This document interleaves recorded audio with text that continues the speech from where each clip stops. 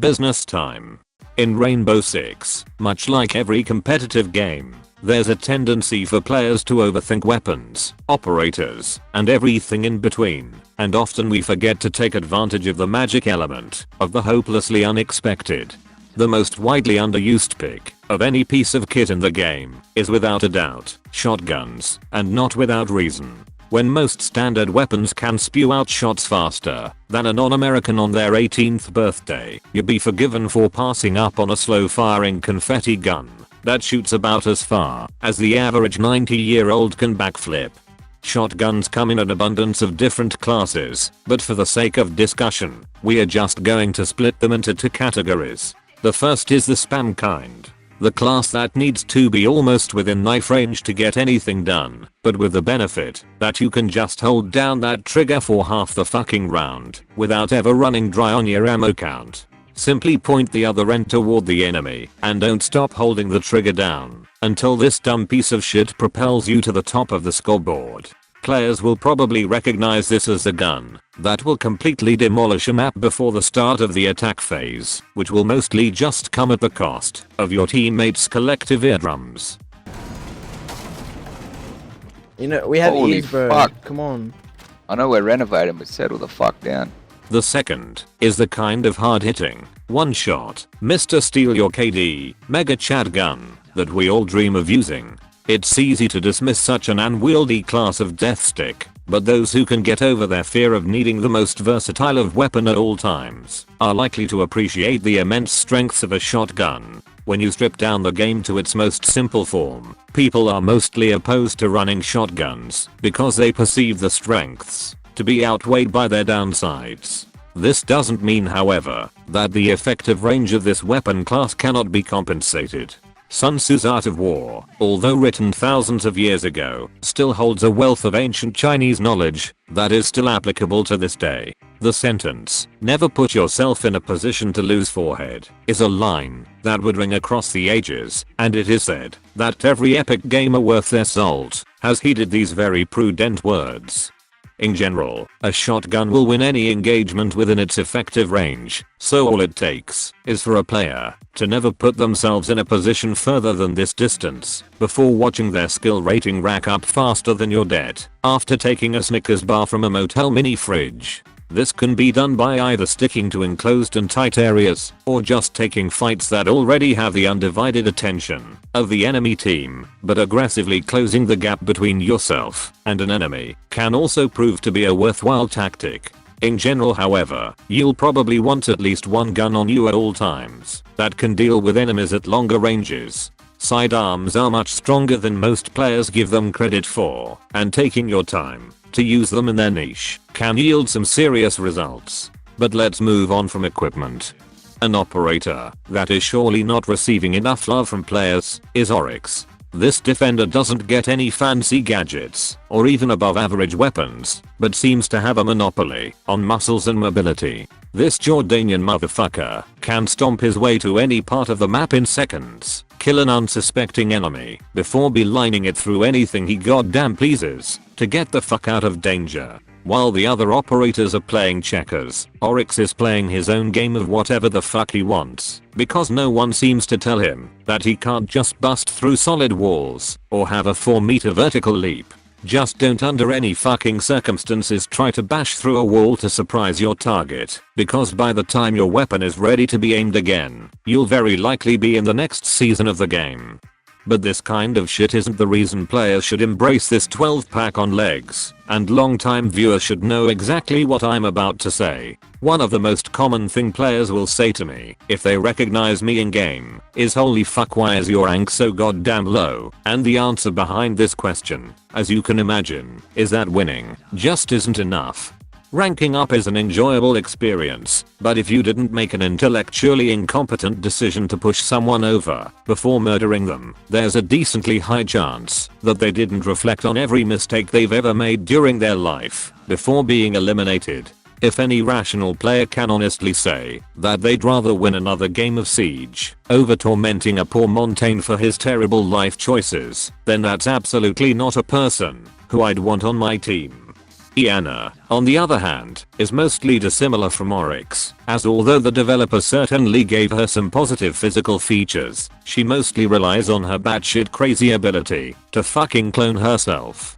The most obvious advantage of this is being able to scope out a room entirely free of risk and, like a Groundhog Day fantasy, be able to immediately relive that exact same moment with any outcome you so choose. Iana is equipped with some A-tier weapons and a pair of frags, but she can also carry a team while seemingly doing nothing at all.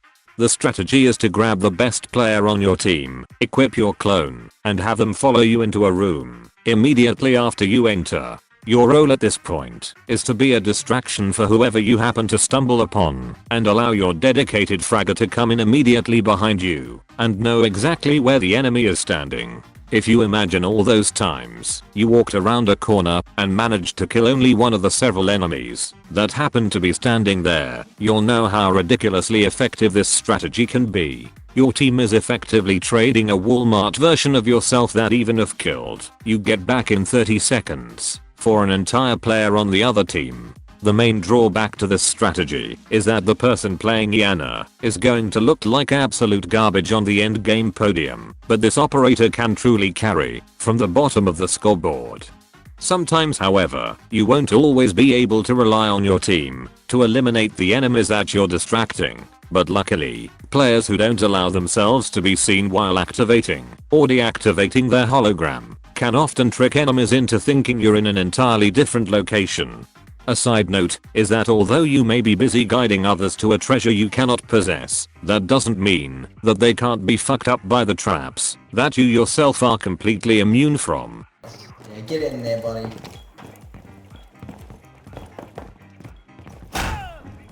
Fuck. That's there, by the way.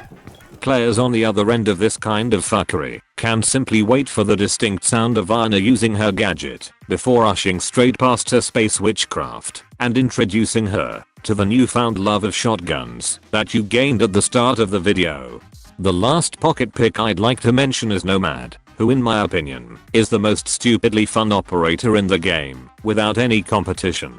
Words cannot quite describe how much I enjoy this operator. Not only is she blessed with a very powerful AK-74, but her air jabs are just as effective as they are hilarious. These tiny pieces of forbidden chocolate are almost impossible to see for defenders not actively looking for them, and much of the time they can present you with a kill already salted and cooked to perfection. By all accounts, hitting an enemy with this shit is a death sentence if you're anywhere near them at the time, and even if you're not, any teammate that exists within the larger primate family will make short work of them. The most tragic thing of all is that not even hiding behind a piece of cover can help the poor defenders just trying to live their best life. You can shoot this shit as far as you need, throw those helpless idiots out of their hiding place, and light them up as if they were out of position. And this doesn't fucking mention how you can just bait players into free kills. Simply running around a corner, slapping one of these things down, and waiting with a shit-eating grin on your face will let any player with a bit of pre-planning outplay anyone who trains their aim for 3 hours a day in an attempt to make it in the pro league. But it doesn't even fucking stop there. You can be halfway through a fucking fight and throw this shit down, because no player who is anything but completely fucking unhinged would expect someone to just pop one of these in the middle of a duel between gentlemen. It's absolutely fucking insane how Ubisoft turned the old chat off by default in an attempt to quell toxic behavior when you can just use these beautiful fucking air jabs to bully people to the point of uninstalling the game. However, to players who actually want to win, Nomad can just roll up to a room being defused and claim it for king and country like it's 1788. Her air jabs just buy so much fucking time for the attacking team that even if you have a perfect opportunity to win a round without contention, you'll still want to sit back and watch the enemy team panic as you attempt to pinpoint the exact moment they decided to quit this game forever. Perhaps not a strategy that can work 100% of the time. The tried and true approach of just playing the fucking objective is all too commonly underutilized to players in Siege. These aren't approaches that can just work for an easy win, but are instead opportunities that can be exploited by teams that have the gained knowledge and audacity to do so. On the defending side, this usually entails rotating your entire team away from the objective and onto a dead diffuser carrier, and on attack, it could be as simple as taking advantage of a team that doesn't take care of their hostage. One of the most satisfying plays is to find the objective room entirely unattended and pull a reverse Uno card on the defenders, who found it within their best wisdom to have 5 roamers on the other side of the map. Pair this with a large Frenchman with a shield, and you may be able to secure a free win, while the majority of the opposing team remain hopelessly alive. Defenders, however, can also use this kind of bullshit to their own gain, as quite often at the end of a round, attackers will find themselves not in a position to play the objective, and instead forced to clutch a win from eliminations alone. In these situations, always remember that the very reliable run like a bitch move never fails to yield results. This concludes the video. Do these things if you feel compelled. Outro. Talking away, I don't know what I'm to say, I'll say it anyway. Today's another day to find you shying away. I'll be coming for your love, oh.